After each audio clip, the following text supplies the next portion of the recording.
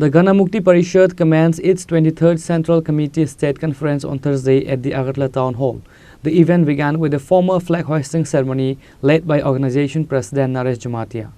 The conference saw the participation of top-tier CPIM and JMP leadership, including Brinda Karat, CPIM Politburo member, Jitendra Chaudhary, CPIM State Secretary and Leader of the Opposition, Naresh Jamatia, JMP President, and Radhacharan Debarma, JMP State Secretary.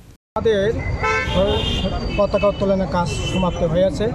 পতাকা উত্তোলনের পর শহীদ বিদিতে মাল্যদান এবং যারা দেশে দেশে দেশ রক্ষার সংগ্রামে এবং সংগঠন করতে গিয়ে যারা জীবন বলিদান দিয়েছেন তাদের স্মরণে আমরা শহীদ দিবসে সেখানে শহীদ বিদিতে মাল্যদান করেছি।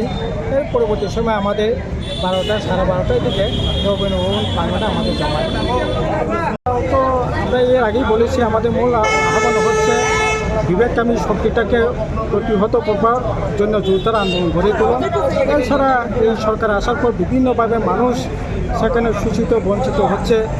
সরকার একেবারে অথর্ব হয়ে পড়েছে, কোনো কাজই তো করছে না। কাজে কীভাবে কাজ আর জীবন জীবিকাকে উন্নত করা যায় তার জন্য সংগ্রাম হবে, লড়াই হবে, সেই বার্তাই আমরা নিয়ে যাব সম্মেলনে। Reported by Amit from Agartala, Chini Khora.